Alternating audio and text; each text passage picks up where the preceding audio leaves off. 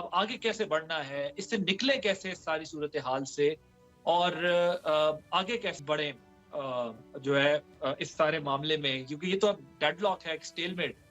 حکومت بھی اور اپوزیشن بھی اس کو فتح یا شکست کا معاملہ بنا دے تو یہ جو زیرو سم گیم جسے ہم کہتے ہیں کہ ایک جیتے گا اور ایک ہارے گا، جب آپ یہ معاملہ بنا دیں گے سیاست کو تو پھر اس کا کوئی اور حل نہیں ہے، اس کا حل اب آپ کے پاس ہے نہیں۔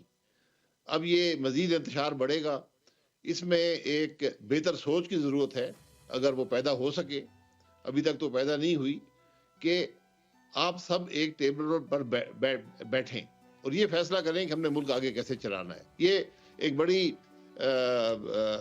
مشکل بات نظر آتی ہے، لیکن اگر مقصد ملک کی فلاح ہو، عوام کی فلاح ہو، تو پھر آپ کو یہ کرنا پڑے گا۔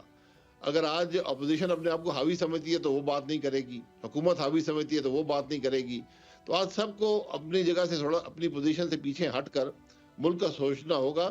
یہ آپ کو یہ حکومتیں بھی چھوڑنی ہوگی، آپ کو یہ اپنی یہ جو نام نہاد طاقت جسے آپ سمجھتے ہیں اسے کو آپ کو چھوڑنا ہوگا اور ملک کے لیے بیٹھ کر فیصلہ کرنا ہوگا کہ ہم نے آگے کیسے چلنا ہے۔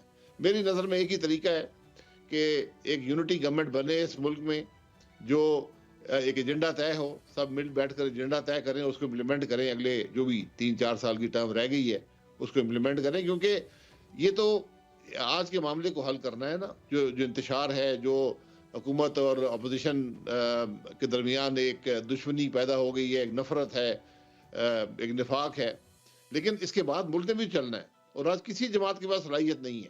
صلاحیت ہوتی تو سب کے پاس آج حکومتیں ہیں، اپنے صوبے میں کر کے دکھاتے، تو صلاحیت نہیں ہے تو مسائل کیسے حل ہوں گے؟ تو مسائل آپ کے دن بدن بڑھتے جا رہے ہیں۔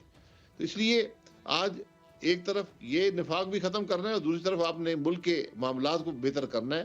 اس کے لیے آپ کو ایک غیر معمولی کوشش کرنی ہوگی۔ معمول کے حالات کے مطابق یہ چیز اب طے نہیں ہو سکتی، یہ کچھ مسالت پیدا کرنی ہوگی، ایک ٹیبل پر بیٹھنا ہوگا۔ جی، یہ جو آپ بات کرتے ہیں بڑی صائب بات ہے اور بڑی ریزنیبل یہ آرگیومنٹ بھی ہے، کیونکہ سبسکرائب کریں اور بیل دبائیں تاکہ کوئی خبر رہ نہ جائے۔